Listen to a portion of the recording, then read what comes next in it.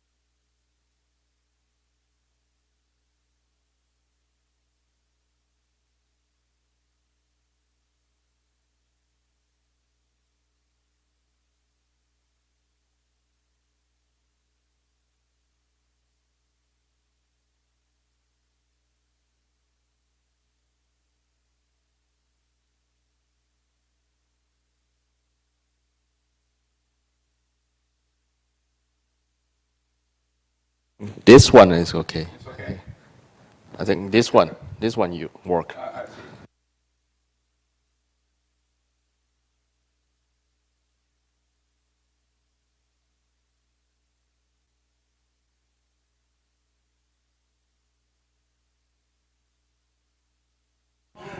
Yeah. Hello. Can you hear me? Yeah. So because you are recording, so we have to face this mic all the time. Okay. Sure. Okay. Live streaming. Okay. That's fine. Okay. Wake.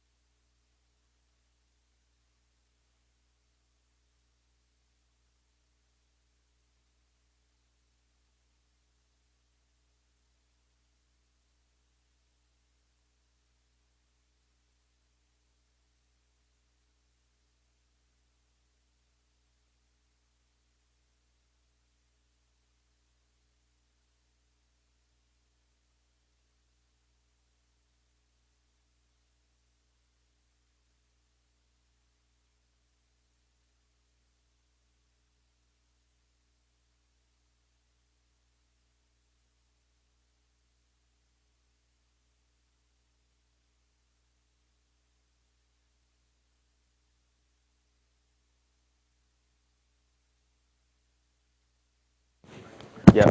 Can you? Okay, like this one, like this is good. Okay. Okay. can just speak and just see whether. Yeah, I think this is good. Okay, so I turn this one on at the same time. Can you get interference?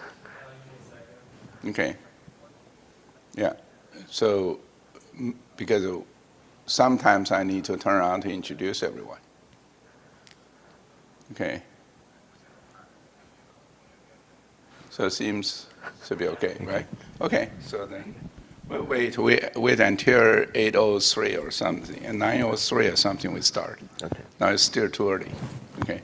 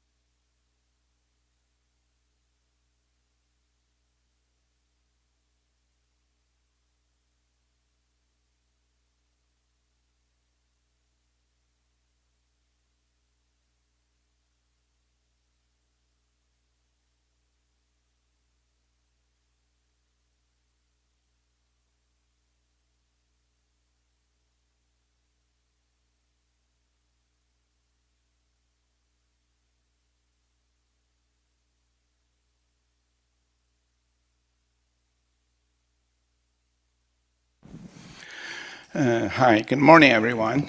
So welcome to this tutorial.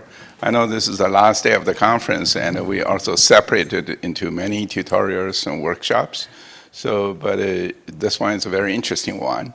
So I will first give you a very brief introduction on what this tutorial is about, and also the speakers, and then we can start. Okay. This tutorial actually is a very useful one because we know we are facing with very big, massive amount of data. But the majority of the data actually is unstructured. It's massive text corpora. How to turn this massive text corpora into structured data, put it into a structured database, will be a very important task for database researchers because it's a big enabling technology. You will enable the real world massive amount of data, and then the very advanced database technology can be applied. Okay, so this is why we have been working on this direction. I'm going to introduce all the four speakers, then I'll pass to the first one. Okay. The first speaker, Xiangren, who is a graduating PhD. He will be graduating in the summer in UIUC Computer Science Data Mining Group. And he already accepted the faculty position in University of Southern California.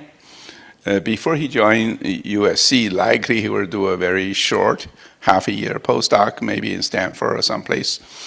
He got a PhD 2016 Google PhD fellowship on structured data and database management.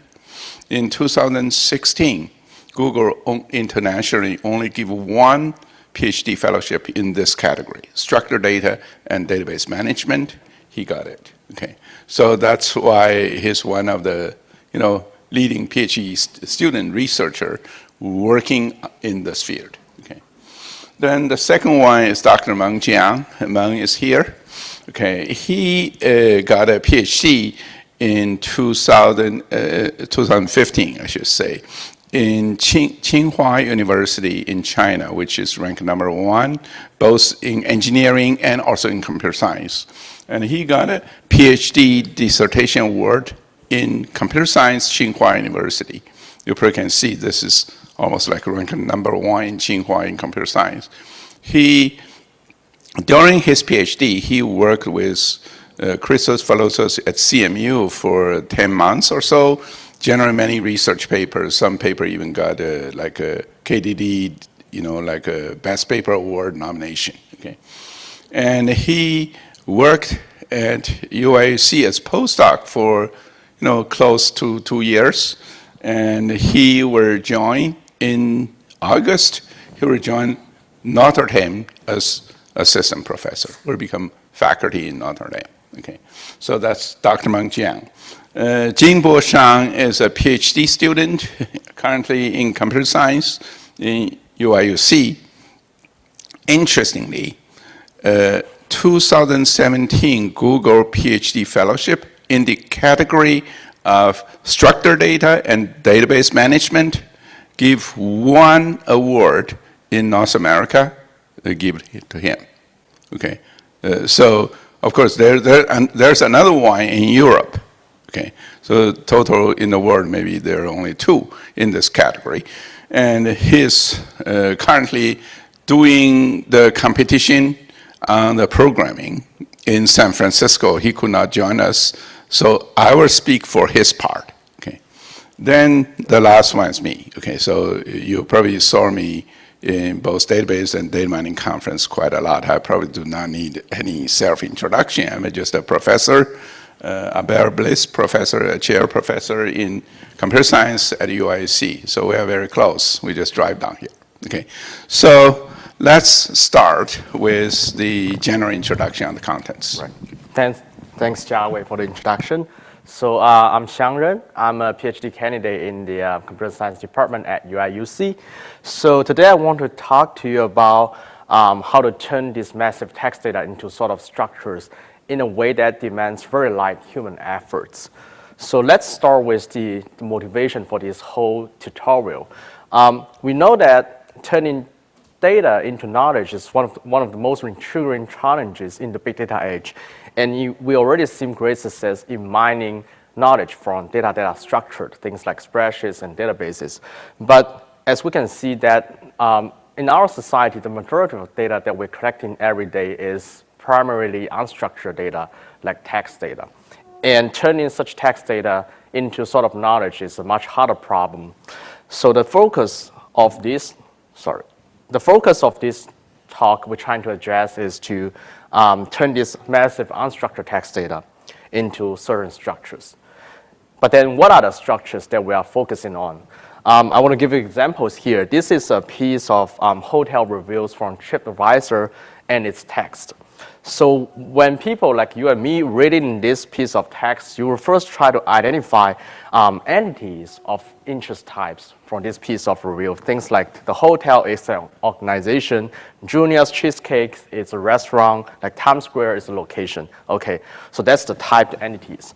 But then people will start trying to bridge these entities together with different types of relationships, like the hotel is close to the Broadway shows and it's located near Times Square.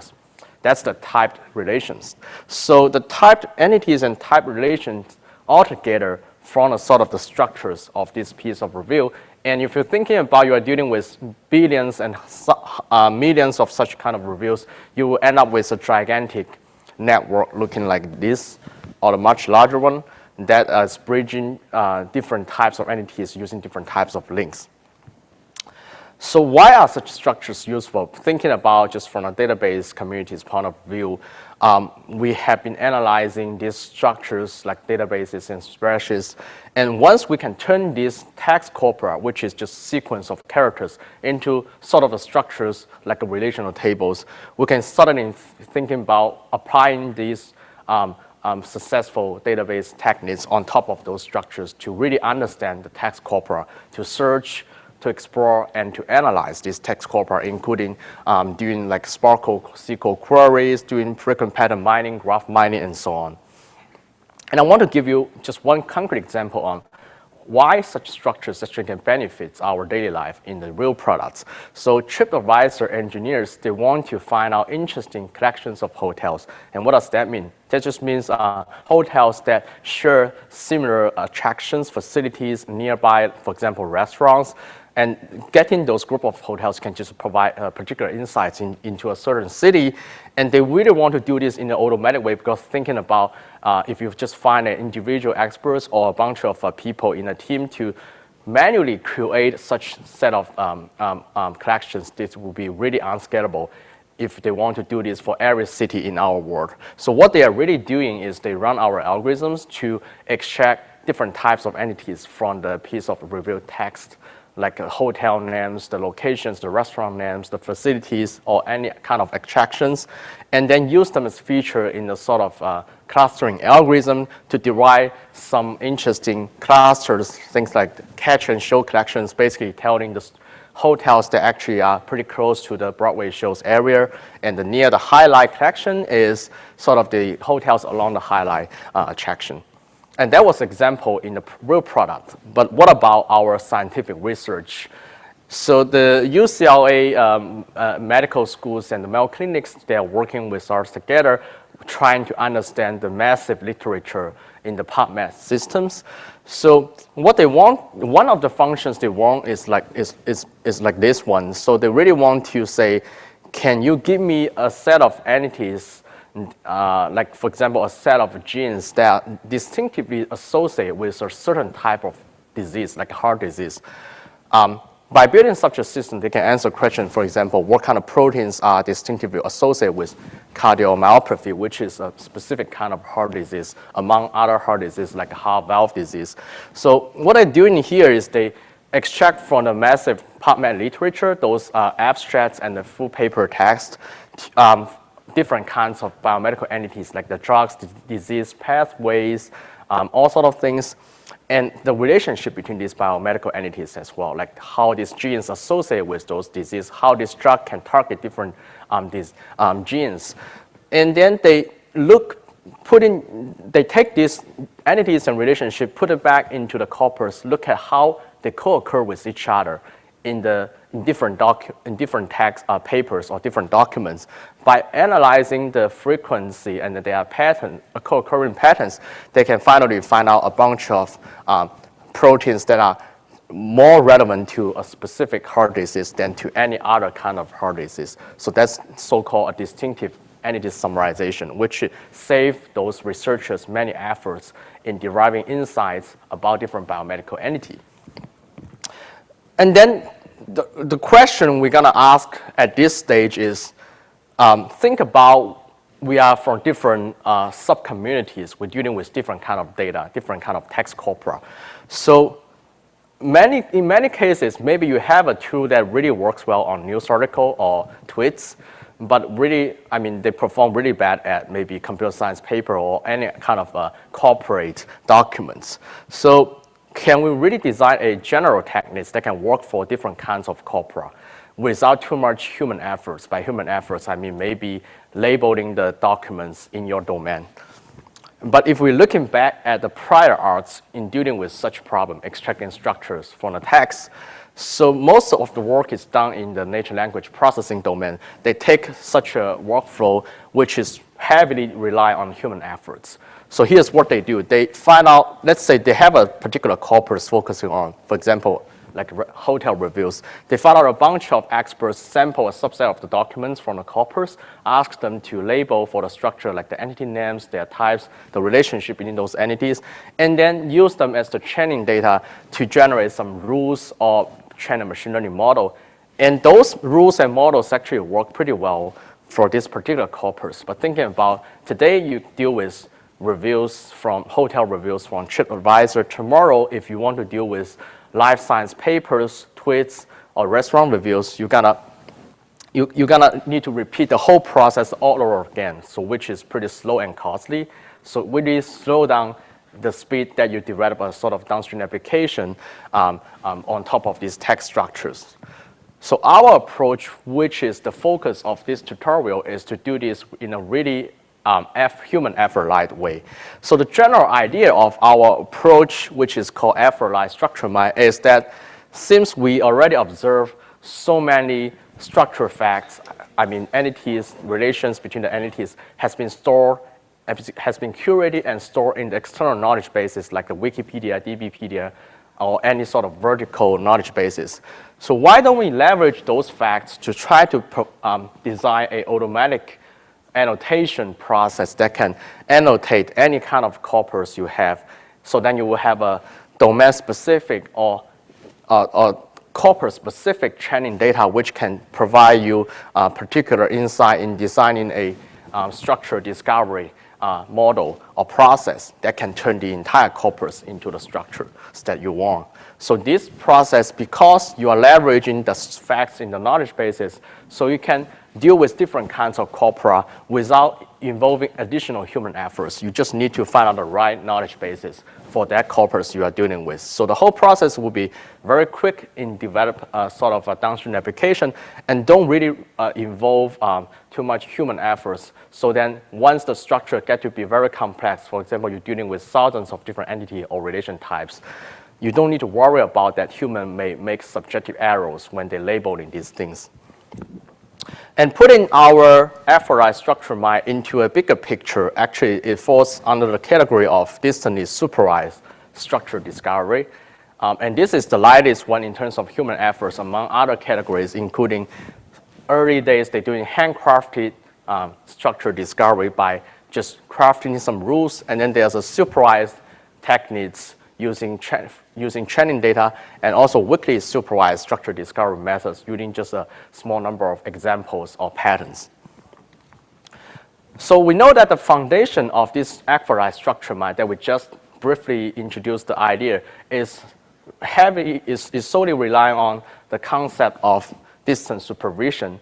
And the distant supervision harness the power of the existing facts stored in the knowledge bases. And we actually observed that the knowledge bases has been growing in a very flourishing status that in terms of both the coverage and the diversity is actually pretty good. By diversity, I mean it's actually getting, there's lots of knowledge bases getting curated in different domains, including our general common sense knowledge or biomedical knowledge, or any kind of mechanical knowledge or different sciences.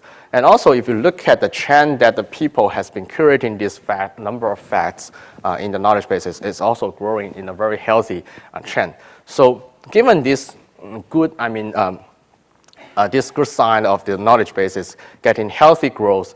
So our idea is simply says, why don't we try to take the overlaps between the corpus we have with the knowledge bases, and the overlaps means any kind of entity names you can find out both in knowledge bases and as well as in the corpus, or any kind of entity types and their relationships that you can find out between the two, and using this to provide so-called distance supervision.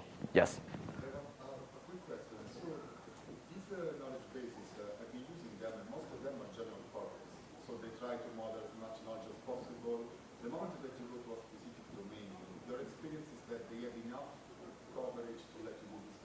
Yes, that's a great question. So the question is, it seems like most of the external knowledge bases available, freely available, are focusing on general domain, for example, Wikipedia and DBpedia. Whether when we dive into a specific domain, we can still have the similar heuristic or resource to leverage. That's a great question. And actually, in the next slides, I will just talk about the big challenges we are facing. Actually, is how to deal with the domain that we have very sparse facts stored in the knowledge bases. So let me first continue. So it seems like we have a very good mechanism to automatically label the corpus using external knowledge bases. But then the first major problem we observe in adopting such a workflow is the sparsity of the matchable part between the knowledge bases and the corpus you are doing. For example, we know that the knowledge bases, there will be some dedicated knowledge bases in a particular domain, let's say maybe aircraft manufacturing. There will be some knowledge bases like Wikipedia, which have general purpose. But then in all these cases, they will not capture all the facts in our world. That's definitely true. For example, Junior's case, we just seen in the hotel review text, don't have a Wikipedia pages dedicated to explain its meaning. So then, which means using distance supervision, you have no hope to actually grab the information about Junior's cheesecake. And this was just one of the many examples here. And even for the case that the facts already stored in the knowledge bases, our current techniques may not actually map the information may not be confident enough to map the information from the knowledge bases to the text. So at the end of the day, our studies across 3 different corpora, including the New York Times news article, the reviews, the tweets, found out that only less than 20% of the facts actually can be successfully mapped between the corpus and the knowledge bases. So the key challenge here is how do you leverage this sparse matchable part to do sort of the propagation or expansion to try to expand this small knowledge to the vast majority of the unmatchable part. That's the first challenge. And second, even for those matchable parts that you already know the knowledge bases can have certain overlap with the corpus, they may not be accurate enough. Think about this example here. United States is an entity that has been curated with both location and government as the entity types by the human crowds, and that's generally true. But once you dive into a specific sentence or context, for example, let's say New York City is my favorite city in the United States, you will notice that the United States here can be only referred as location versus in the other sentence, United States actually is referred as government. So there's really, if you just simply or heuristically assign all the possible label human curated to every places that United States has been mentioned, you will generate some false positive labels. And that's where the accuracy getting hurt. So another key challenge I want to address here is that how do you do the expansion from the matchable part to the vast majority of the unmatchable part by actually carefully taking care of those false positive labels or inaccurate labels when you're doing distance supervision. That's the second challenge. So our effort, I structure my,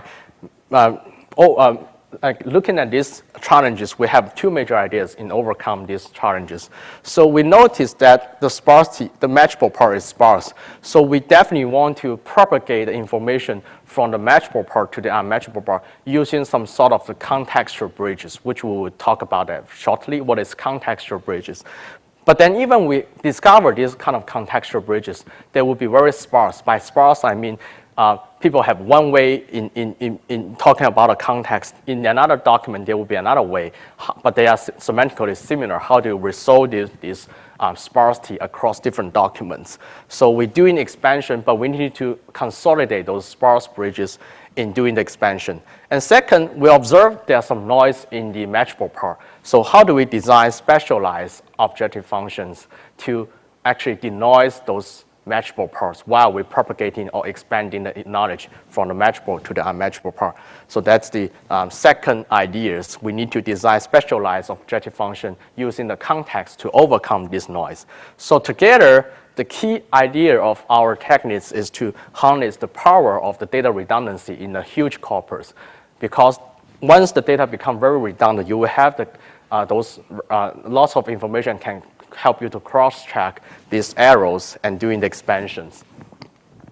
So with these two ideas in mind, these FLI structure might come with such a workflow. We start with just raw corpus without any information, any additional information or knowledge about that test corpus. So think about this is just a sequence of character to the computer systems. Then we first run data-driven text segmentation algorithms to trunk the sentence into different segments. Some segments is representing entity names. Some others are just the context units co-occur with those entity names. And then we apply distance supervision to use knowledge bases to provide some labels to those entity names that we discover. At that time, we will have a matchable part, so which means we have a partially labeled corpus. And then we can think about how to leverage this partially labeled corpus to do a sort of structure discovery. And at the end of the day, we will discover the structures from the remaining unmatchable part, or what we call unlabeled part of the corpus. In particular, when we discovering structures from the corpus using this partially labeled corpus, we actually can pose two kinds of assumptions. One assumption is saying that the type structures are actually predefined. For example, you know that for entities, you are looking at person, location, organizations. Those sort of things are given by the experts, or you have that in mind. Another assumption is that you actually don't know what you're looking into. So you know there are certain structures there. There will be certain groups of entities, but you don't know the schema beforehand. So we have an open type structure assumption, and that actually corresponding to two kinds of techniques. For given types structures, we will do typing for the entity and relationships. For we don't know the type set or the type structure beforehand, we will do so-called meta pattern-based attribute discovery.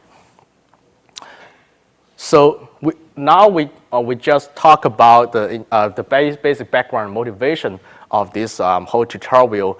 And the remaining part of this tutorial will be organized into roughly 4 parts. We'll first talk about the text segmentation by doing qualitative phrase mining. Then we will talk about taking a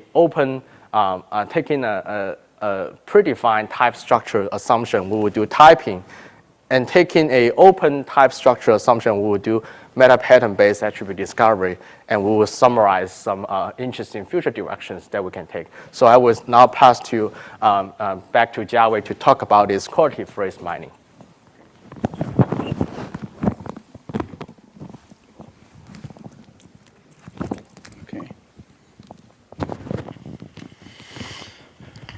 Okay. So yeah, it is great. We first discussed about this very beginning quality phrase mining. The quality phrase mining actually was done mainly, of course, it's collaborative efforts. We have 2 lead researchers. One is Jialu Liu. The other one is Jingbo Shang. Jingbo is, Jialu already joined Google Research last year. He got a PhD from UIC. He and Jingbo and me, we actually 3 co-authored an ebook called Phrase Mining. Okay, it just released 2 months ago. If you go to Morgan Claypool, you will be able to download that ebook for free if you were in some university. Okay, so We are going to first discuss this data-driven segmentation, and after that, we will go down to see, how to use this phrases. Okay. The general idea is this. Okay. Any language, the very, very basic one could be, alphabets, and then you get a word. Okay. The words is not the minimal semantic unit. For example, okay, just give you a simple example. If I say United, okay, it depends on where I say it. If I say United in the airport, likely you think United is United Airlines. But if I go to United Nations, I say United, you even do not know what I'm talking about, because there were United States, United Kingdom, United, even you have a United Postal Service, right? So that one means United itself is not, it's ambiguous enough to cause confusion. But if you take United and Airline getting together as United Airline, that's a phrase. Actually, semantically, it's very clear, right? So then let's look at it. If we get the scientific papers, okay, we may want to extract the information about, say, data mining, machine learning, information retrieval, or you get a news article, you may get like a, U.S. President Anderson Cooper, Barack Obama, or Donald Trump, all these. But of course, we are earthlings. We know what it means, okay? But the problem is, if you got a machine, whether the machine can automatically identify all these things, then you can do, no matter you do parsing, you do type recognition, you need to take those as unique, integrated semantic unit, rather than you take information, you take retrieval. You confuse yourself, right? So that's very, very clear, okay? The problem is, if you do not use phrase mining, you get all the single words, they have unlimited number of combinations. If you were even, for example, you get some other language like Chinese, you get single characters. The combination is just unlimited, right? So if you do not really get phrases, get a bigger semantic unit, you just cannot understand and analyze any document, okay? So the problem becomes, how can we do this automatically without human, training or annotation, okay? Then you can think about this is, you need some standards, say something in your text getting together actually form good phrases. And how do you get it? We actually set up 4 standards, okay? Of course, you may try to see there could be some other minor standards, but all these could be very interesting ones. For example, the first thing is, how do you rank this phrase higher than the others? The popularity will play an important role. For example, if you look at information retrieval versus cross-language information retrieval in your corpus usually happens much more often. Okay? So that it means information retrieval is a higher ranked phrases than cross-language information retrieval. Okay? But the second one actually used more importantly in the sense, you get 2 things getting together. Okay? Whether it should be a phrase. You look at whether your occurrence happens much more frequent than expected. Okay? So, for example, you may get strong T, but you barely see powerful T. You get a powerful computer, you barely see strong computer, right? So that means actually you have certain way to group things together to, in an unusually frequent manner, you form a good phrase. Okay, like active learning is a good phrase, but learning classification, occasionally you find it's not a phrase. It could be machine learning classification methods or something, okay? And another one is informativeness. If all the documents contain something you can think it's a phrase, but it's so often, it probably is worthless. It's more like you see of or the or something. You don't think, you say this is a stop words, okay? Then you can think like this paper says. It's just like a stop phrase, right? You say this one probably should rank really low, okay? Another thing is completeness, means you get one, for example, you get support vector machine. These 3 things getting together is complete one. But of course, you just look at any component, like a vector machine. They are frequent, but they are not independent, okay, in your corpus. So then support vector machine is a good phrase, but vector machine is not, okay? So if you look at the overall method in phrase mining, their linguistic analyzer, NLP people, most use a supervised method. What we actually want to capture is either unsupervised or weakly or distantly supervised method. That means if we can develop this, human annotation probably will play a minor role. Okay? So that probably is needed in many, many things. If you look at the supervised method, most are NLP-based method. They use parsing, they use non-phrase chunking, and also they rank phrase based on C-value, text rank, TF-IDF. Okay. I'm not going to get into very detail into this part, but what you probably can see is if you use parsing, you need a reasonable parser. You get this, you will be able to build up a parse tree, okay? And using this parse tree, you probably say the chef or the soup, actually could be a phrase because they getting together, this is noun phrase, this is noun phrase, in the middle you use verb to link them together. So you can get a phrase like this, okay? And also you can use chunking.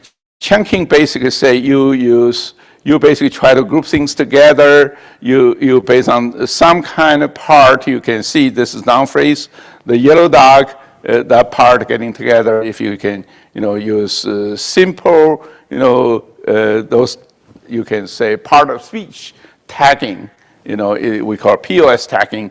You use tokenization, you use part of speech tagging. You could group them together, you can get phrases. Like those are noun phrases, in the middle is a verb, okay?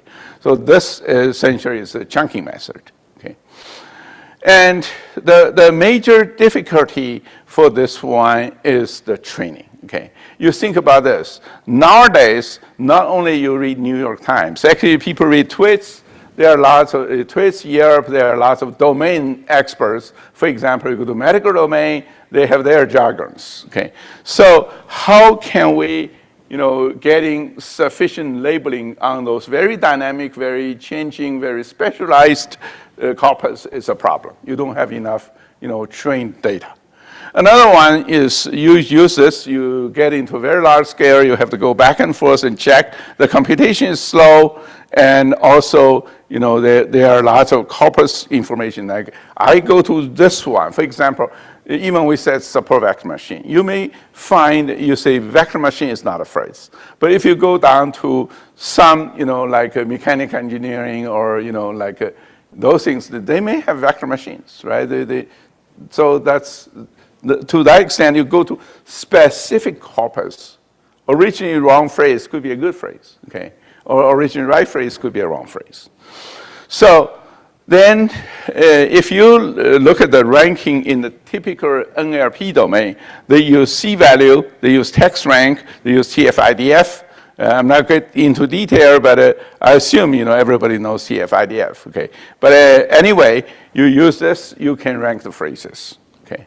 But the problem actually is whether we can develop some unsupervised or weakly supervised method. We can do this automatically, almost without much training or parsing or these things. Okay, so for unsupervised, we actually base more on the statistics on a particular corpus. Okay, that means you go down to this corpus, you collect the statistics, you base on their popularity, their concordance, and their completeness. We are going to get into this to see how we can get this. Okay, but you probably can see if you want to use say frequency. Okay, the popularity frequency one. There's one interesting challenge actually is the raw frequency may not be right, okay? Why the raw frequency may not be right? I just give you a simple example, okay? The raw frequency, sometimes it depends on how do you count frequency. I probably can use the support vector machine example, okay? The support vector machine example, if you have support vector, you have a vector machine, you have support vector machine. All these could be phrase candidates, okay? But why support vector machine? Once you grab this one, okay, then you will not count. For example, you say, for this corpus, I found a lot of support vector machine. I found the maximum one, okay? I will not count support vector in this particular phrase as a support vector machine as a particular phrase. The reason is it was absorbed by another phrase, okay, support vector machine. Otherwise, you can't. You go through your corpus. You may find support vector occur 100 times, but a vector machine also occur 100 times. Okay, but support vector even occur 120 times. Which one is right? Okay, actually, you probably can see every time support vector machine comes, the vector machine also occurs. So this 100 times is a fake one. The vector machine occur 100 times is not independent, okay? It's just because support vector machine comes 100 times. That's why a vector machine comes 100 times. Then you need segmentation to get rid of the noise, the wrong signal. Simply says, once you count support vector machine, you say every sentence I grab is support vector machine. Then you find a vector machine actually never appear independently. Their 100 counts actually is faked. You can get rid of. But what about the support vector? Okay, you go down to support vector machine, you find 100 times support vector machine, but you find support vector 120 times. 120 times means the support vector machine, every time you count, of course you count support vector, but they independently occur 20 times. So they are still a reasonable phrase. That means support vector is a reasonable phrase independent of support vector machine, but vector machine is not.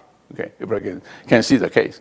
That means you actually need to think about how to count the frequency, how to get rid of something. Okay, so that means the frequency, you need to see frequency distribution. You need to see the ranking and expected ranking. Okay, so then you will be able to actually to find the right phrase at the right time. Okay.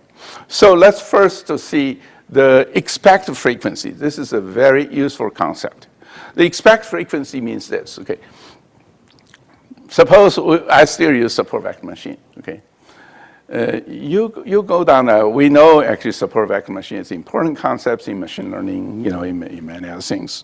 But how do you know these support vector should get together, okay? The interesting thing is this. Suppose you go to large corpus. You see support happens, you know, 1 over 1,000 times. That means the frequency is 1 over 1,000. Suppose the vector is also 1 over 1,000, okay? Then you think about it. In your corpus, support vector getting together, because each one happen independently 1 over 1,000. Getting together, the chance getting together, happen together, should be 1 over 1,000,000. But you go down to your corpus, you see how much time they happen together. You may find they have 1,000 times happen together. You suppose you get 2 million DBRP titles. You find instead you expect over happen 1 over 1,000,000, then the 2 million titles only happen twice. Actually, you find it happen much more times.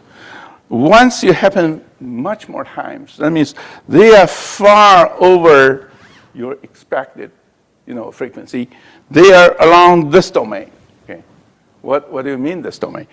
We know, okay, if it's random distribution, okay, the normal one, the expected, you know, you get 3 standard deviation away, the chance is only 0.1% or something. Now you get, you know, way far, several standard deviation away. And then you know, actually, there must be some mechanism to glue them together. They are phrases, okay? So we actually, the first one in 2015, VRDB, we developed a method by, you know, Ahmed Erkishki, basically use the top line is use a simple standard deviation sort of significant score test. Of course, you can use more advanced tests like a PMI, you know, pointwise mutual, you know, information. You probably can see if we use this, we can easily automatically go to DBRP title. We can actually get, you know, Markov blanket feature selection for support vector machine. You can actually segment your title in this way. Okay. Then a very important thing you probably can see, if the support vector machine, support vector getting together is 12 standard deviation away. Even you team up with machine, you will still get 8 standard deviation away.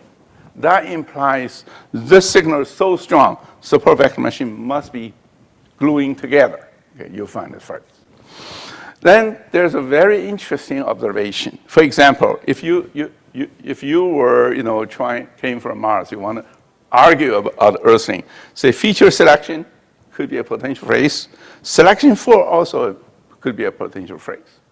Why you group feature selection, you do not group selection for? Okay. The interesting thing is, first check which one is stronger. The glue things stronger.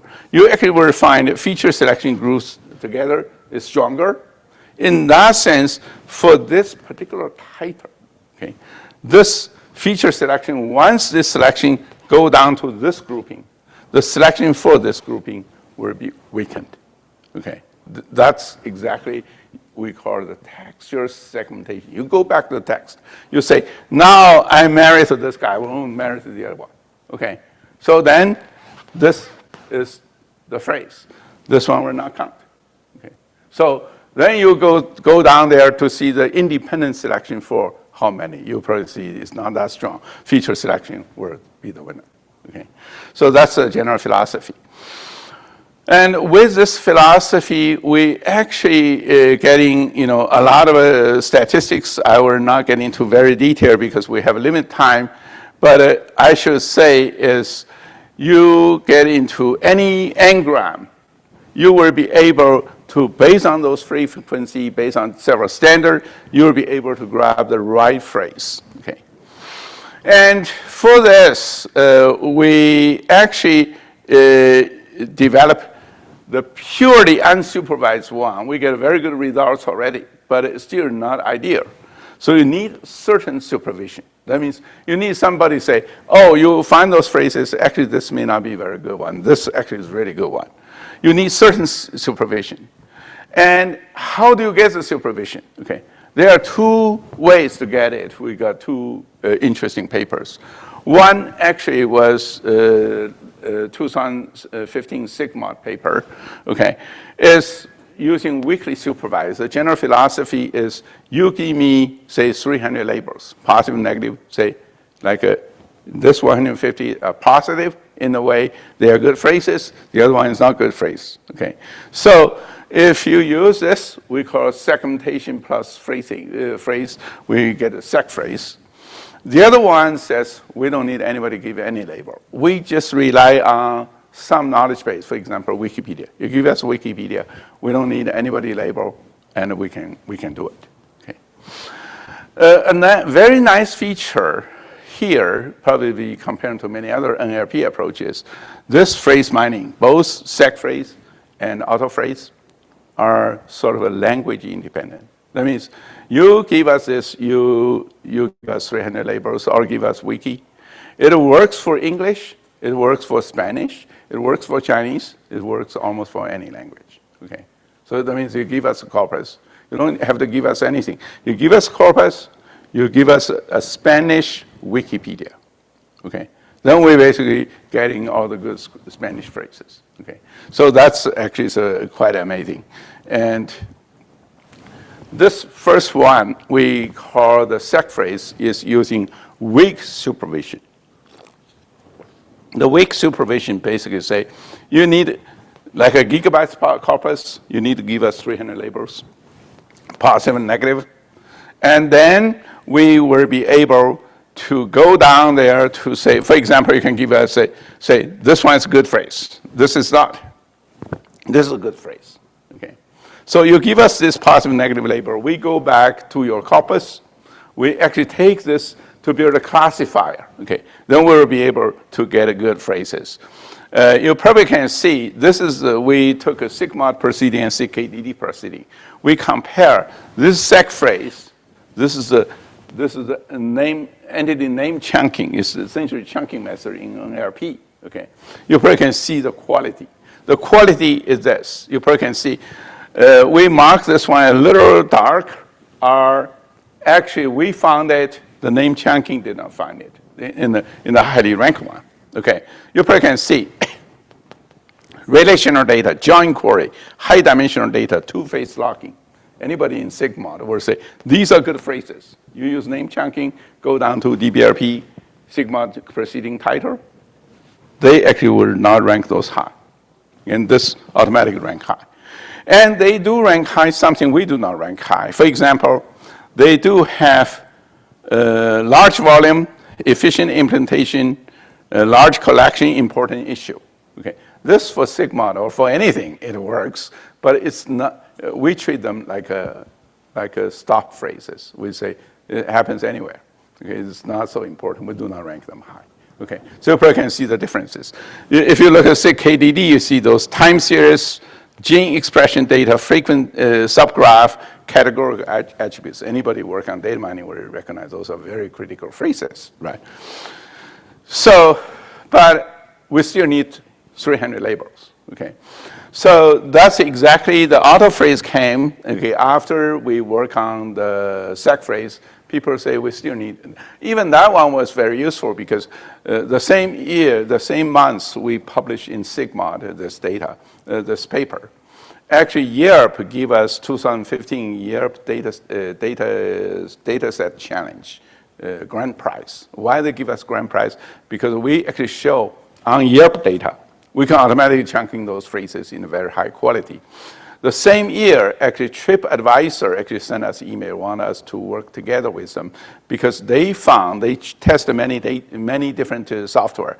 They found our software, the sec phrase is amazingly good for not only one language, English, but also some other language we show.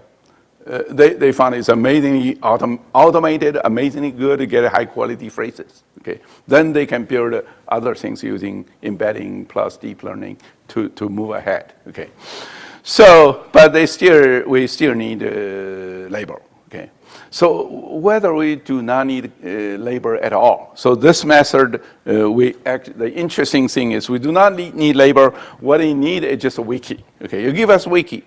Where we can find the good labels.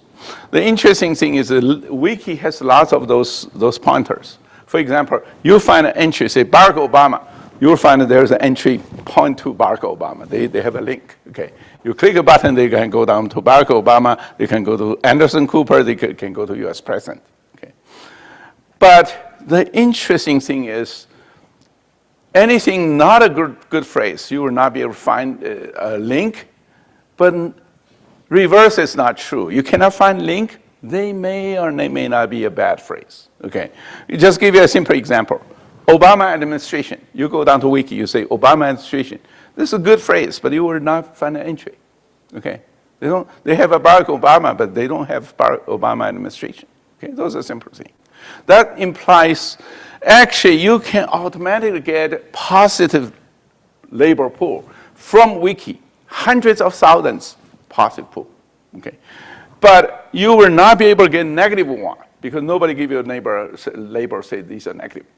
The negative one, that means you randomly go down there, you grab a phrase, you say this one is not linked to anything, this is a wrong one, or this is a bad one. Actually, your judgment may not be accurate, okay? We actually tried it. We randomly do this, we get 10% wrong. That means 90% we cannot find entry. We say it's not a good phrase, it's right.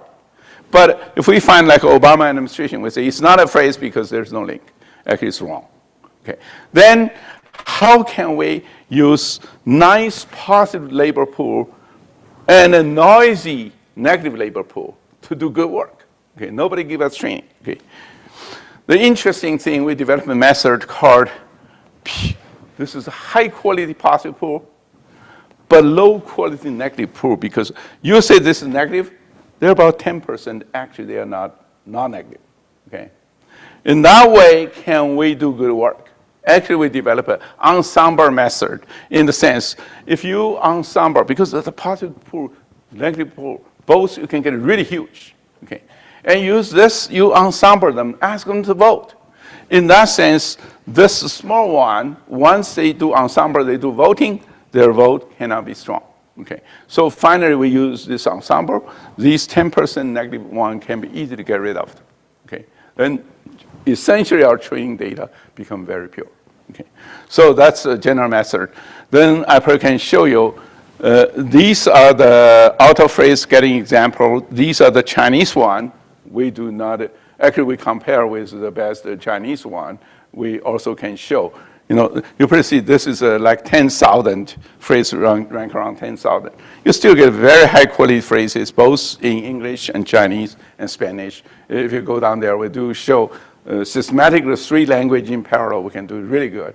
Actually, Jingbo actually tried almost any other European language, it works almost perfect. Okay, so that you probably can see this is a very interesting one. And there are lots of research papers.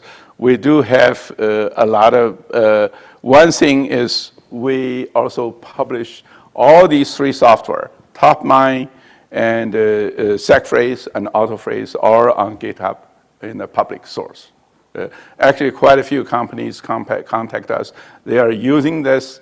They tried it. It works so nicely. Okay, they actually sometimes they encounter any small problem. They actually come back to us. They actually, we have some researchers in the Army Research Lab. They just go down there, download the software, they just run it. Okay, if you like, you can download this source. It's open. You can modify it. You can go down to try any other language. Okay, so I'll pass this one down to. If you have any questions on this phrase mining, definitely I can answer it. Even I'm not the one who coded this algorithm. Jingbo, he coded this algorithm. He's not here. But the quality is very good, I should say. Yes?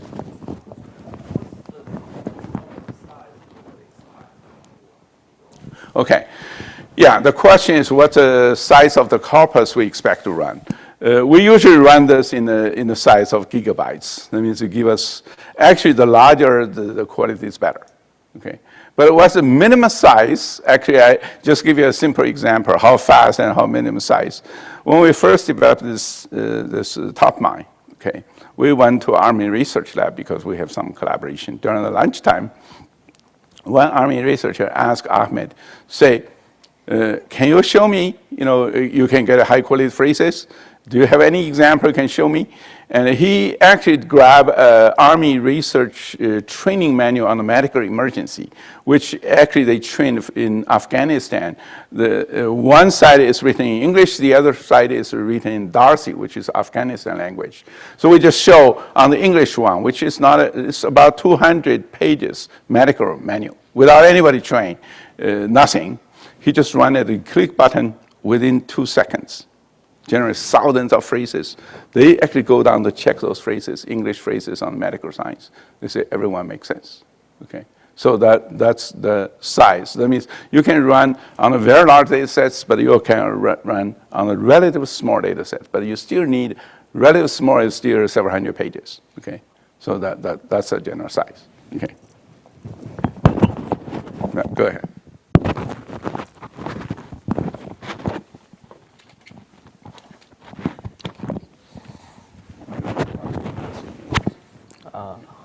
Yeah, I think I'm fine. I can use just point them.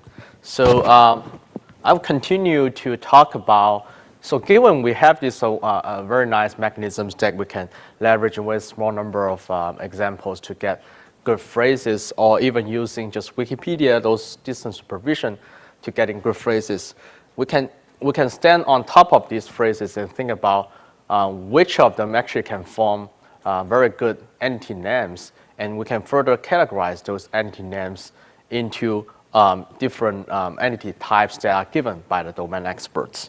So that's the focus of this part. We want to do an extraction of the entities, as well as identify the relationship between these entities in a given type set. So recall that we try to focus in on doing this text segmentation, getting the entity names, using distance supervision, and then we can figure out which part of them actually are matchable with the knowledge bases, so then we can automatically label the corpus, and then we can start using this labeled corpus to do a sort of structured discovery. And we are taking the assumption that the types are given, so we are doing entity and relation typing.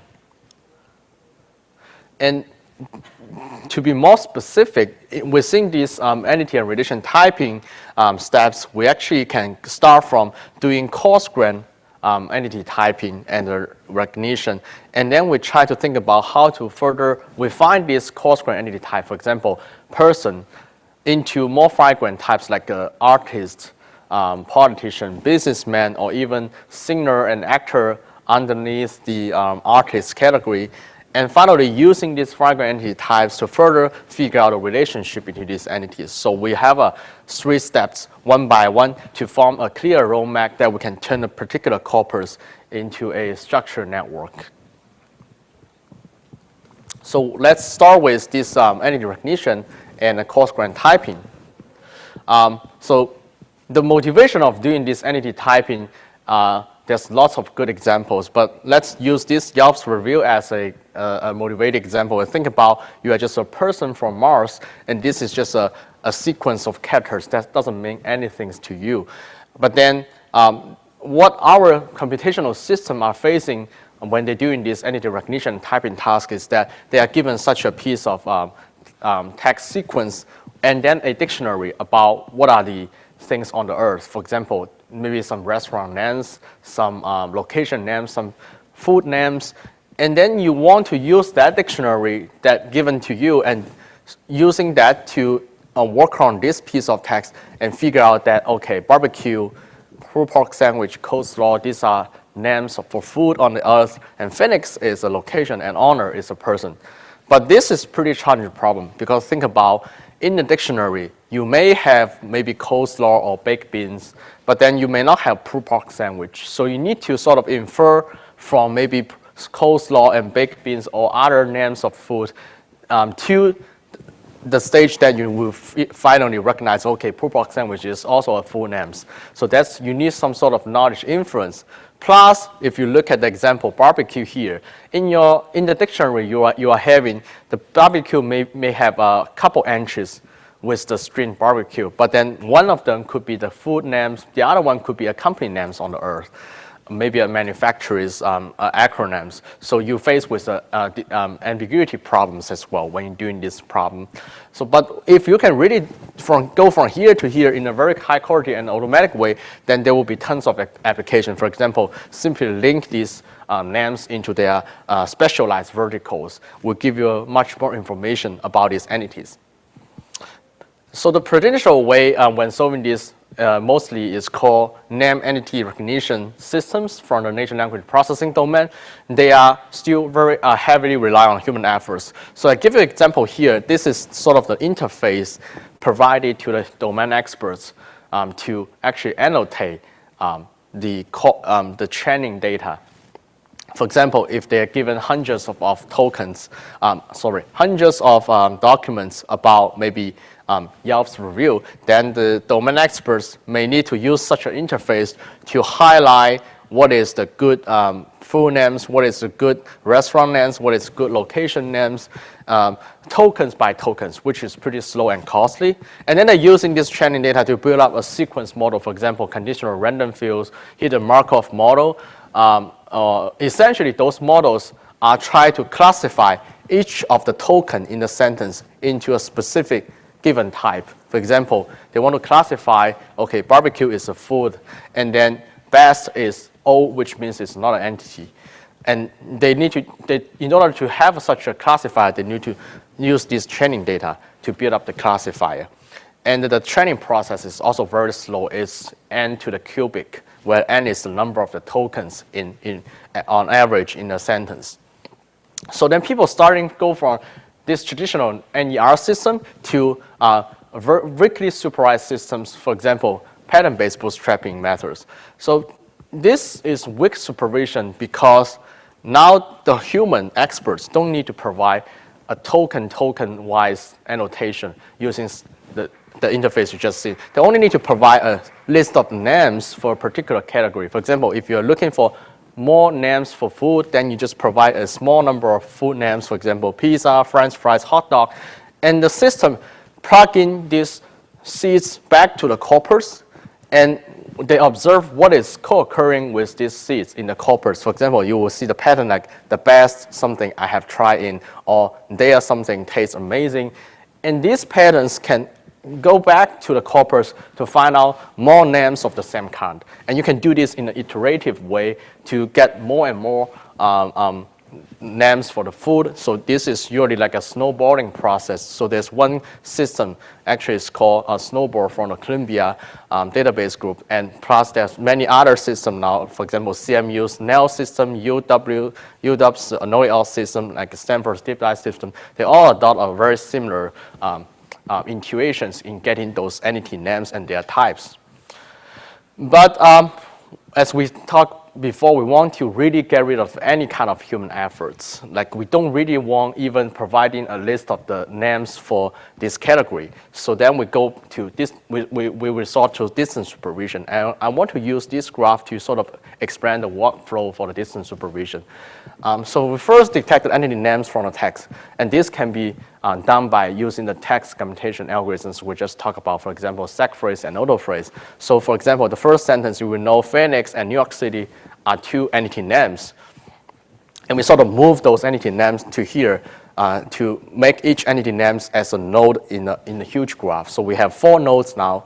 Then what distance supervision do is to try to map as many as possible these names back to the knowledge bases, for example, Wikipedia. And Wikipedia will store what is the entity type for these names. For example, barbecue is a food, New York City is a location.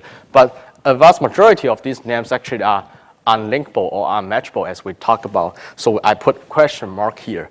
So the remaining things for distance supervision system is try to propagate the information from these matchable things through some sort of contextual bridges. And in this particular example, the contextual bridge is the verb phrase. For example, taste in or has become one of my favorite bars in their verb phrase. Using this verb phrase, is actually can propagate information, for example, from this barbecue to other kind of food names, or from New York City to other location names. So eventually you will have the confidence to guess, okay, this NY is actually a location. So that's the basic idea of this. Yes?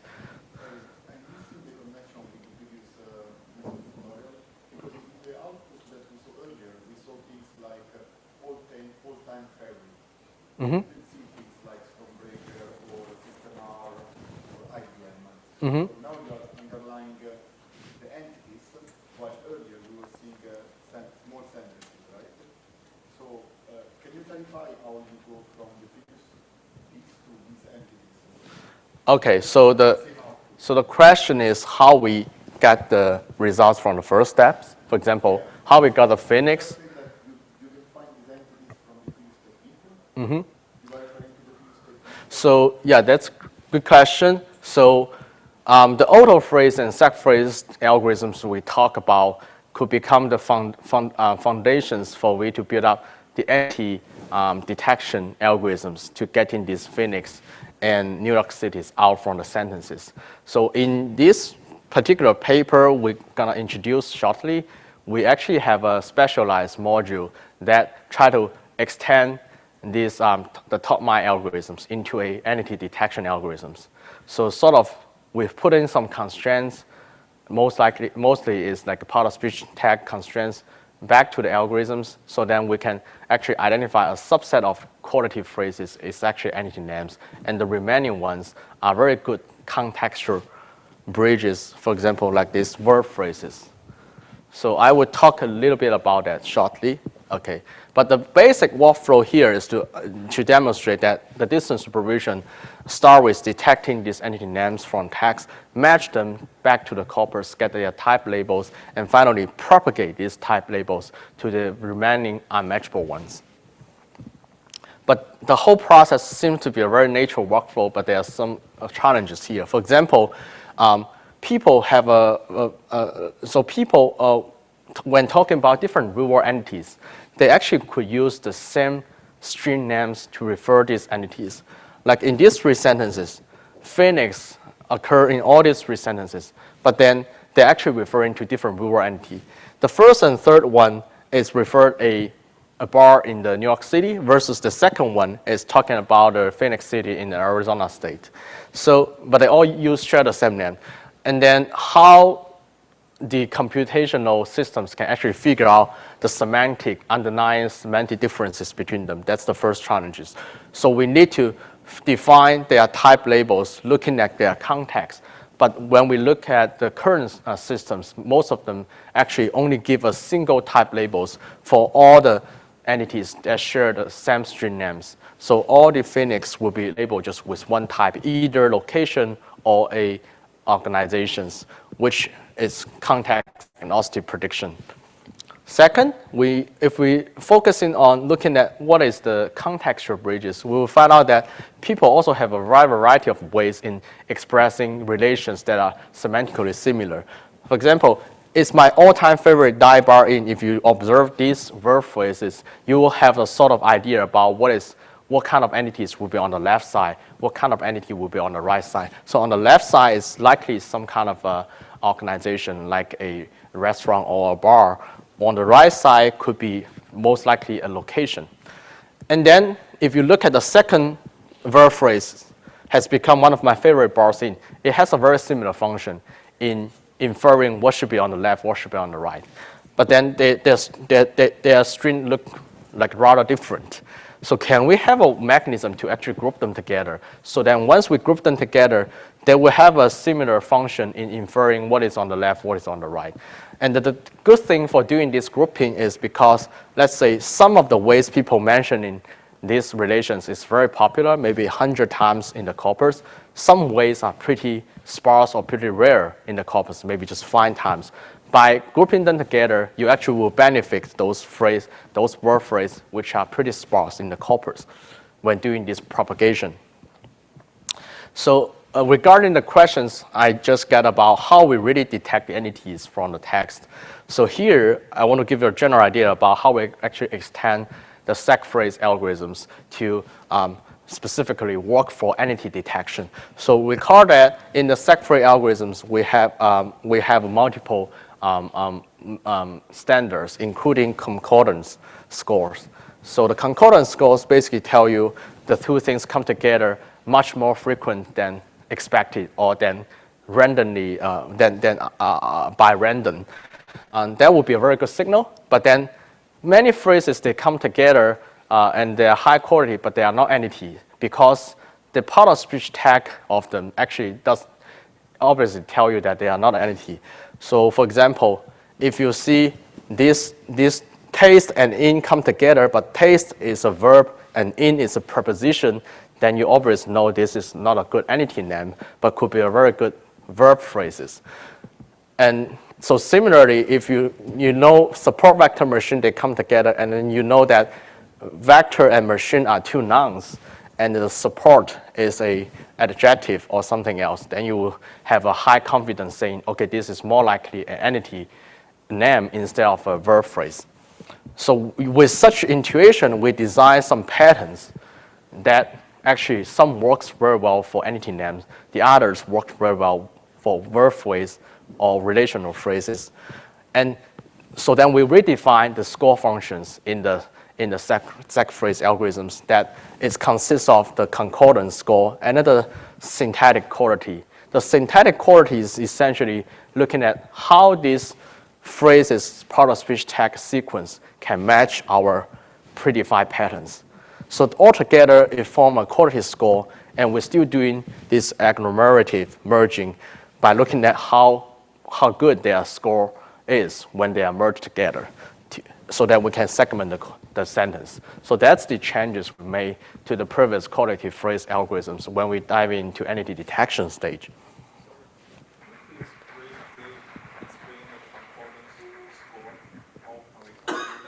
So the concordance score is essentially, let's say you have let's say S1 is support vector and S2 is machine.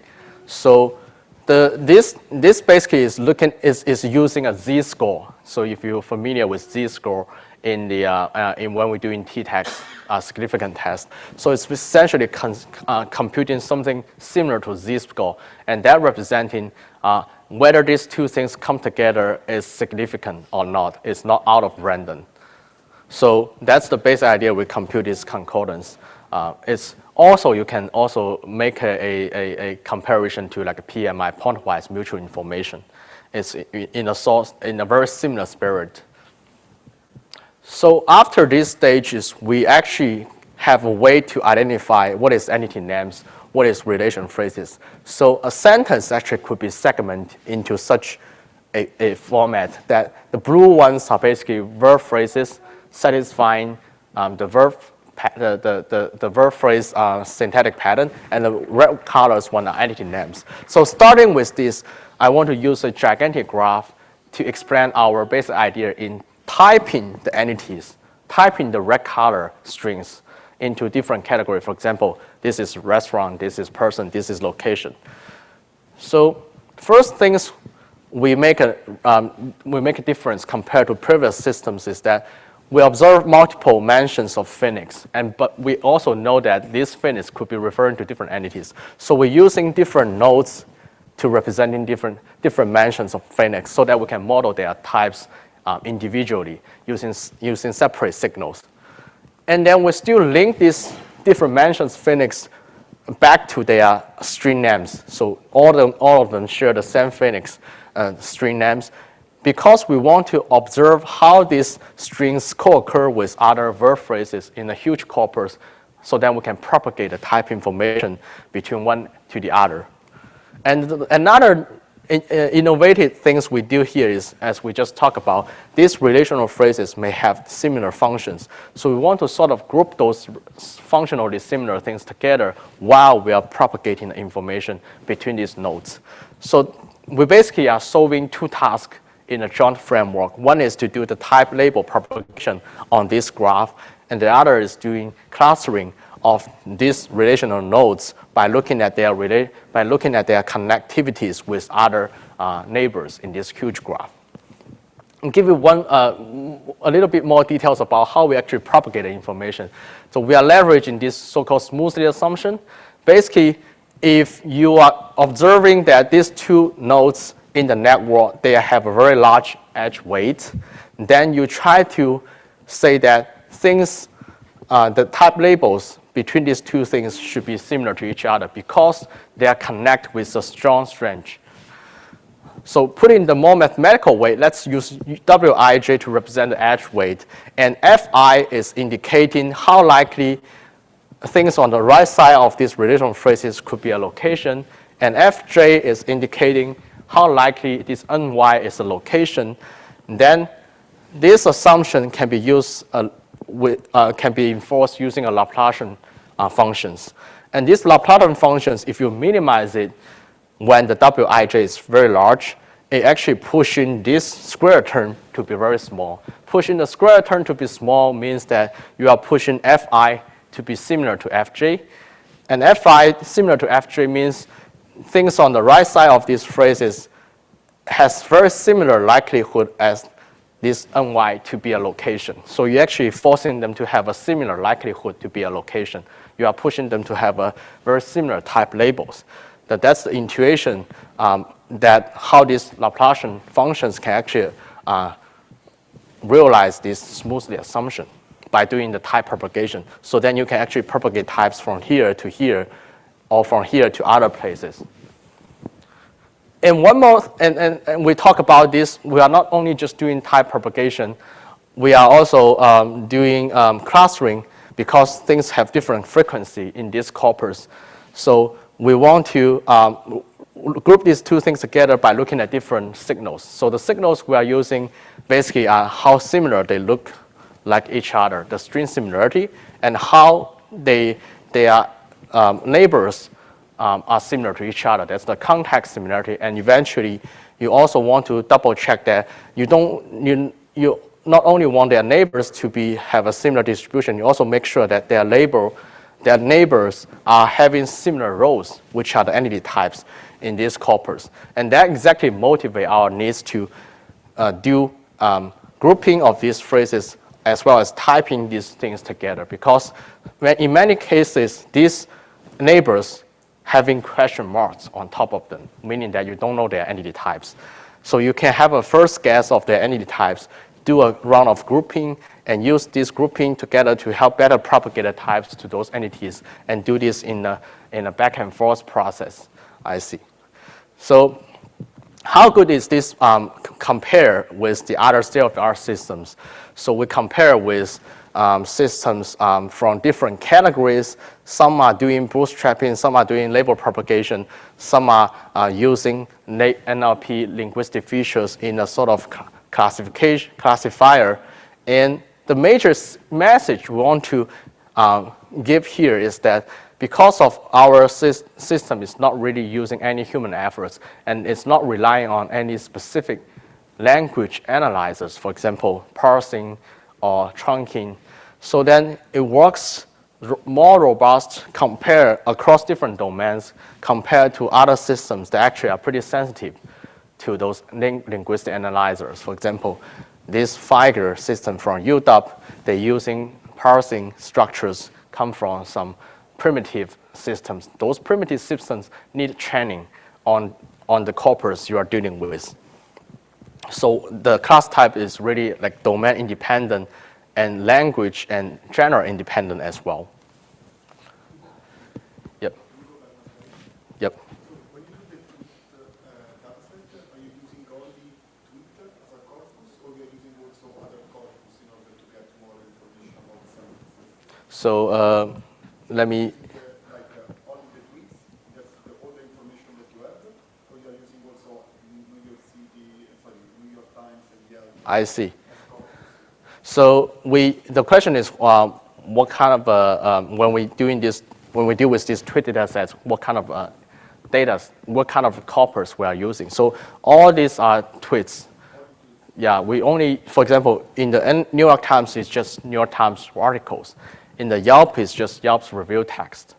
And the tweet and some external knowledge bases. For example, throughout all these experiments, we're using Freebase external knowledge bases to provide a distance supervision. Yeah. So I will quickly talk about the remaining two tasks, which is figure entity typing and relation extraction. So we know that class type has no problem in predicting, okay, given Donald Trump's these entity names in a particular sentence, it can tell us that, okay, this is a person, not a location organizations. But in many downstream applications, you want to further refine this person types into more other types. For example, in this sentence, if you read it, it's saying Donald Trump spent some television seasons in the game show of NBC. It's actually talking about Donald Trump is a person, and it's an artist, and it's actually an actor given this particular context. But it's not a politician, or it's not a businessman. So the figure typing is doing the task that, given this type hierarchy, maybe provided by domain experts or by or any kind of sources, you want to predict a single type path within this given tree structure hierarchy, so then you can provide a more accurate description of this entity within this sentence. And this is pretty challenging task because recall that the distance supervision simply say, I will put all the labels about these entities to every places that it's been mentioned. So humans tells, if you look at Freebase or DBpedia, human basically create a bunch of types for Donald Trump's, but not all of them are always appropriate when you push into a specific sentence like this one. It's talking about he's an artist, an actor, but he's not a business and politician. So essentially, when you're using distance supervision, you likely will introduce many noisy labels, like the false positive labels. That's the challenge of doing figure type with distance supervision. And what we're proposing in the KDD 16 paper is we propose a function called label noise reduction.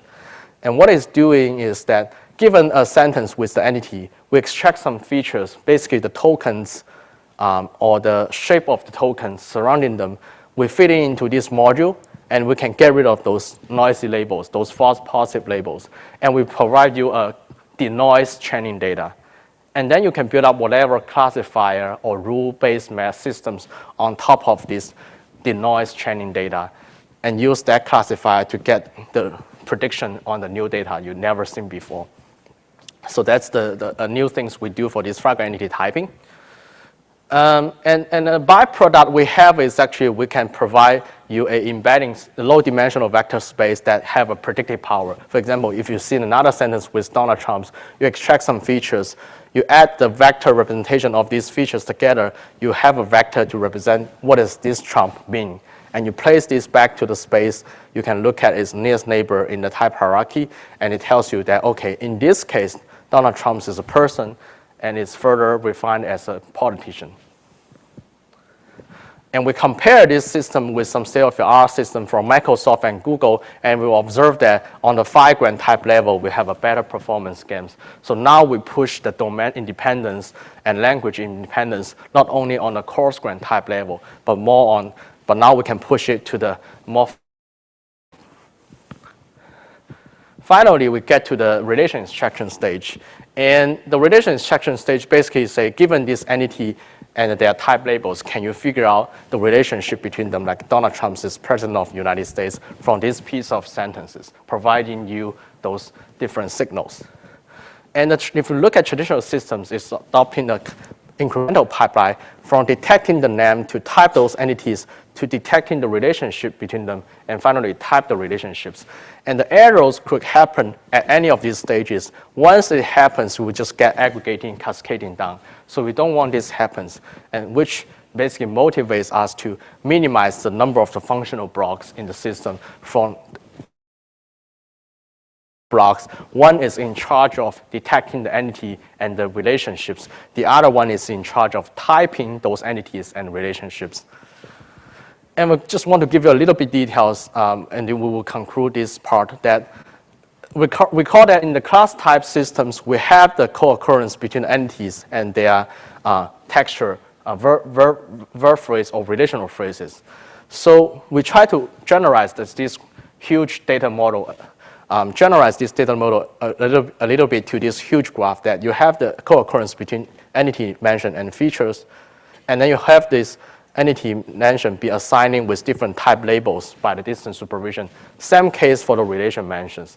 And moreover, you have the interaction between the entity and the relations. For example, US is the first argument, or is the second argument in the relationship between Barack Obama and US.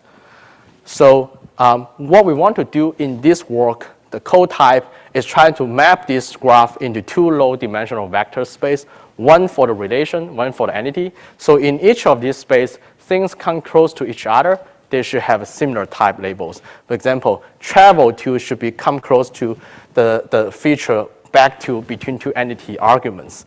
Or artist and author and the context word book should come together in this entity space because they sort of infer that these things have a similar entity type, book and artist.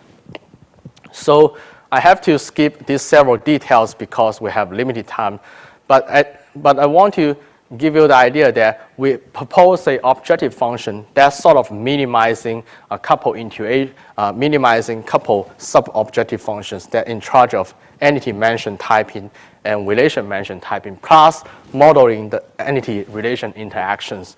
But you can refer to our WW17 papers for more details. So by minimizing these things, we actually can have these two low-dimensional embeddings, low-dimensional vector space that help us to predict the type labels for both the entities and the relationships. So we compare our system with other relation extraction systems.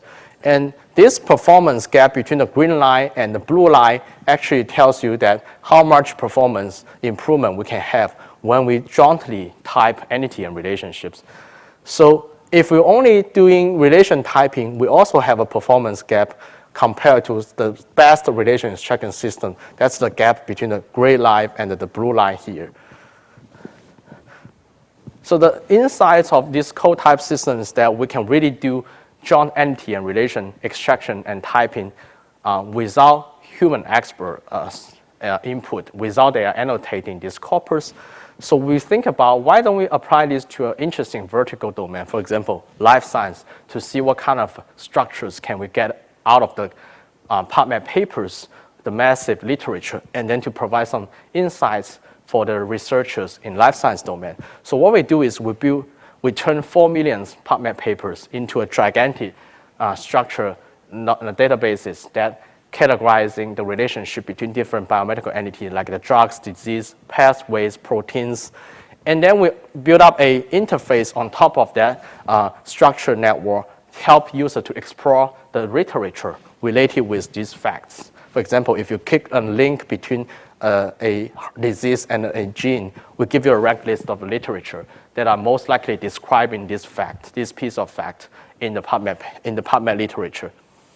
And we compare this process with a sort of human curation process. We see huge gain in terms of we can just use a single machine, run the code type algorithms within 1 hour. We can get tens of thousands more facts compared to what humans' efforts. For example, they have been labeling 1,000 sentences for 94 PPI interactions, but it took them over 2,000 man-hours to finish this process. So we have a huge gain here by doing this using code type algorithms. And we look at the accuracy of our algorithms when evaluating on the protein-protein interactions. The classification accuracy is around 61.7, which there's still a huge space to improve. But it shows us the exciting part is about how fast we can do this compared to manpower.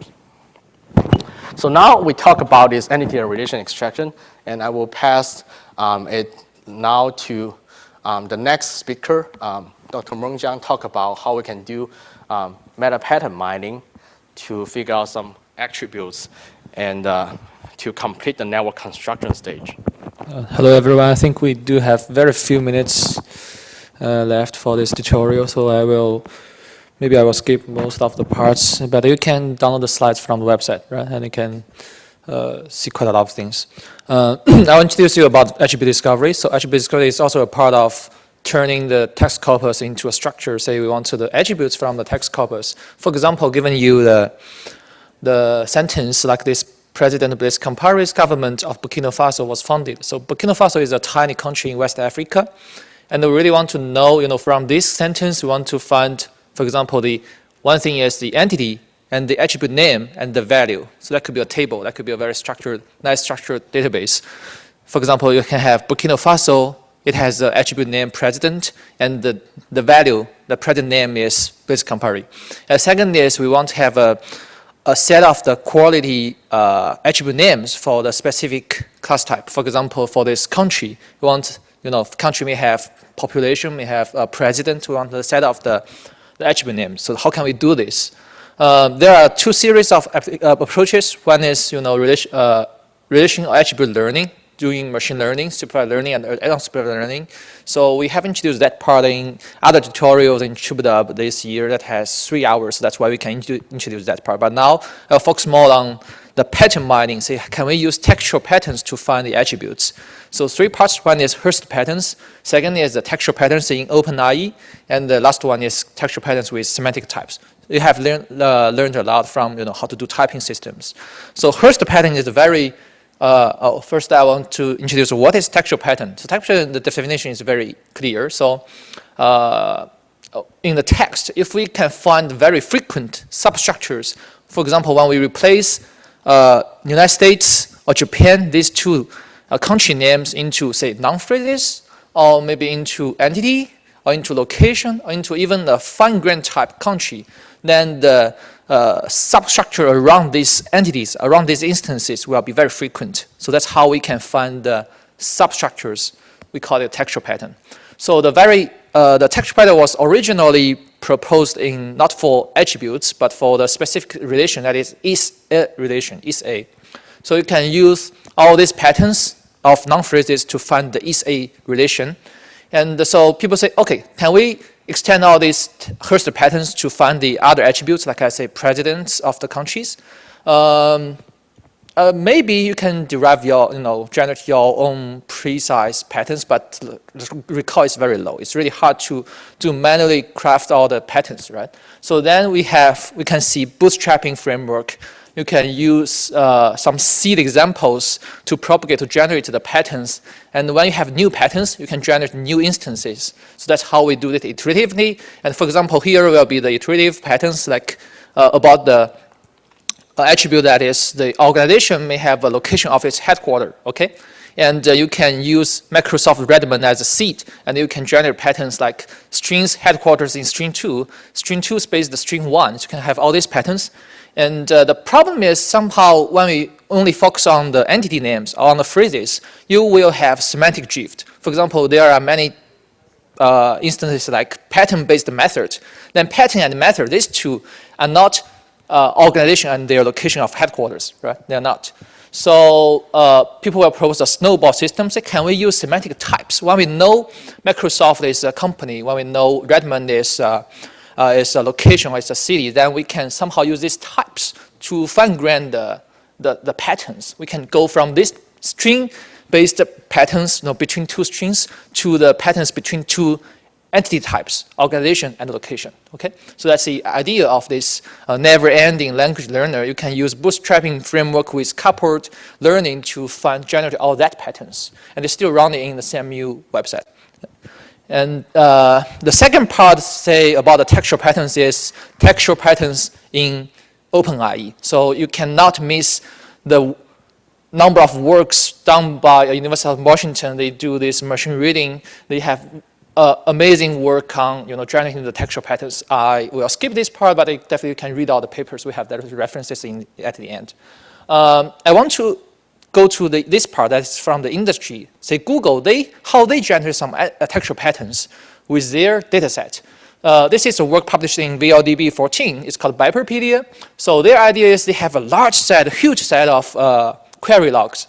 For example, they may have, I'll take still that president example. That will be, say, United States president. Okay, people will type who is the president of the United States. So they will type United States president in the query engine, and if they know that they can do entity recognition, they know United States, they know Japan, they are entities, and they know some noun phrase like president or prime minister, they are good attributes.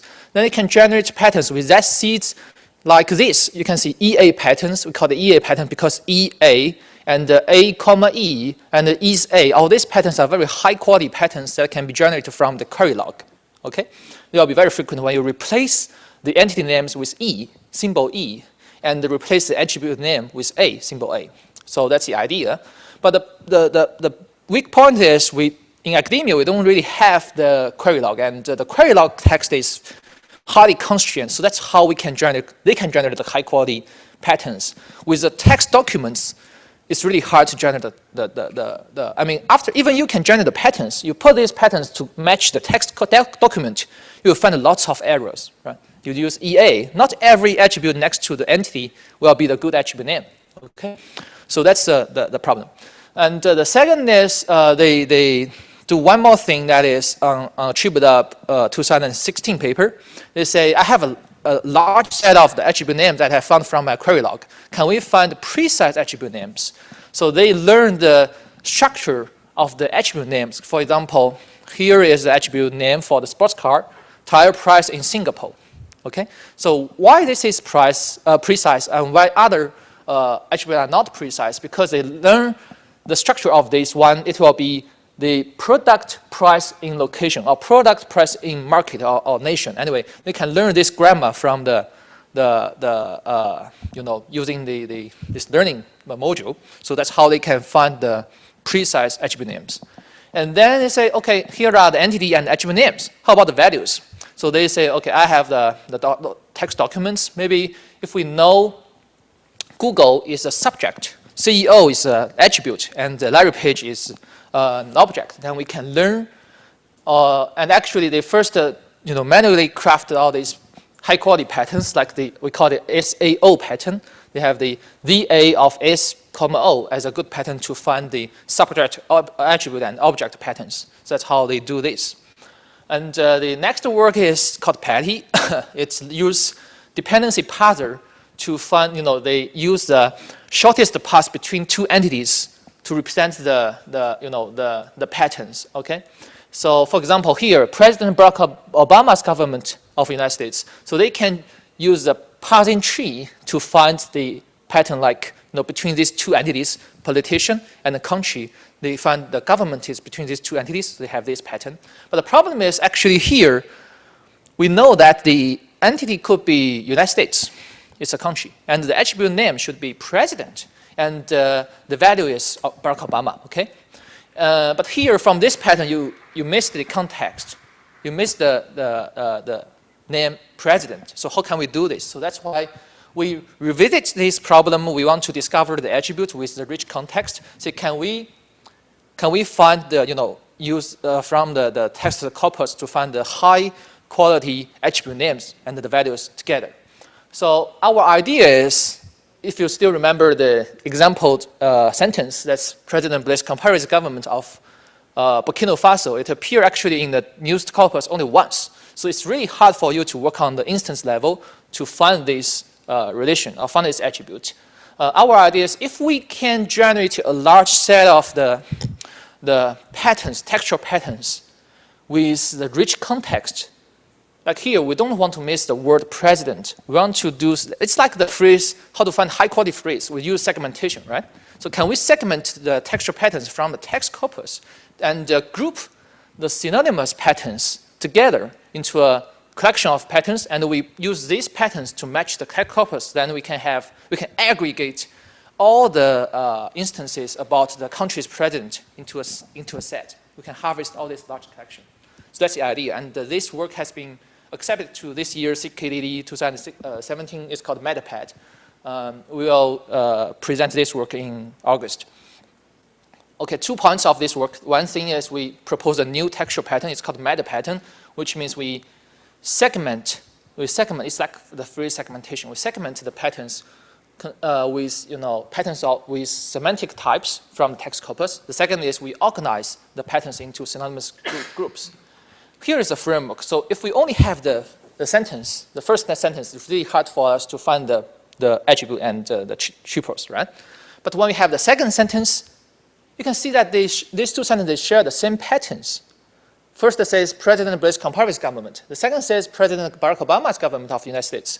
So somehow if we can, we know Barack Obama or Blaise Compaoré, they are politicians. We know United States and Burkina Faso, they are countries. Then we can generate patterns like this. So we can generate patterns with the massive instances in the corpus. And also we can generate new patterns when we have we can use the patterns to match the corpus to generate new instances. We have the patterns, we go back, we can have the instances that appear very less frequently in the corpus. And the second step is we can group the synonymous patterns. When we have the third sentence, United States President Barack Obama, we can have the new pattern, country president, a politician, country president, politician. This is telling the same attribute as the first pattern about country's president, but the second pattern is much more frequent. If we can group these patterns together, we can have, we can do all the things we want. And the third step is we can, when we have the, the extractions from with the patterns, we look at the entities, we look at the extractions. Say Burkina Faso and the United States, they are countries. They are not cities or states. Then we can fine-grain the types in the patterns. Okay, here we want to keep the type as country, not a location, not city, not states, okay? So that's the framework of this. We can jointly extract the attribute names of the types and the values of the entity's attributes, okay? So, but all this framework is starting from the point that we can go from the original corpus to this kind of corpus, which means we need to type the corpus. So this framework requires no heavy annotation, no domain knowledge, no query log, but we have to type the entities. So the good thing is we, just like Sean and Professor Han has proposed, have told you that we see effort-light text mining techniques, including phrase mining, entity recognition, typing, all these kind of things. So that we can go from the very first sentence to this one, to this typed corpus, and put it into our framework, MetaPad framework. We can generate meta patterns and find all the tuples, okay? So the three parts, one is very similar to the first segmentation. We can segment use all these criteria to segment the corpus into, typed corpus into patterns. And the second is we can group the synonymous. If our assumption is one, if the two patterns, they share the same contextual word like this president, then somehow they are synonymous. And the second is if they give us the same extraction, for example, this pattern, person, comma, digit, comma, doesn't have any contextual word like the age or year old. But if they give us the same extraction, say 55 for Barack Obama, as the second patterns give us, so this may also give us Barack Obama 55. So then we know they somehow to be synonymous. And the last part is we can look at the type distribution of the entities of the extractions, then we can have the fine-grained types, patterns. And here are some results from the news corpus. We can automatically generate a set of the synonymous patterns like this, all about country's president, and we can find the attribute values, I mean president names of the countries, even though some countries are still, there are 20 countries in West Africa.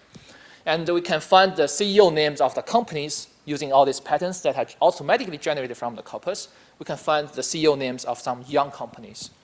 And also it can be extended to life science, to PubMed data. So we can find what are the treatments that can be used to treat what disease, and we can find what are the bacteria that are resistant to what antibiotics. We can have all this.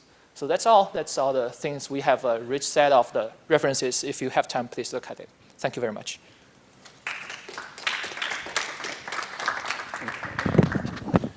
Yeah, so we do have a lot of things about the future work, but we will not really have time because we got almost 15 minutes over. So I can just go over, just skip over those slides. You probably see we can use it for a lot of applications, building knowledge bases, for many other things I probably will not address. Okay, because I don't want to get more time for your coffee break. What I should say is all those software, including the just published one, like just accepted KDD papers, all these we put at open source on the GitHub. Okay, so if you want to use typing system like class type, code type, those things are open source. You want to use Metapad, it's also open source. You want the phrase mining. So phrase mining, typing, automatic entity extraction will provide the key engine to turn the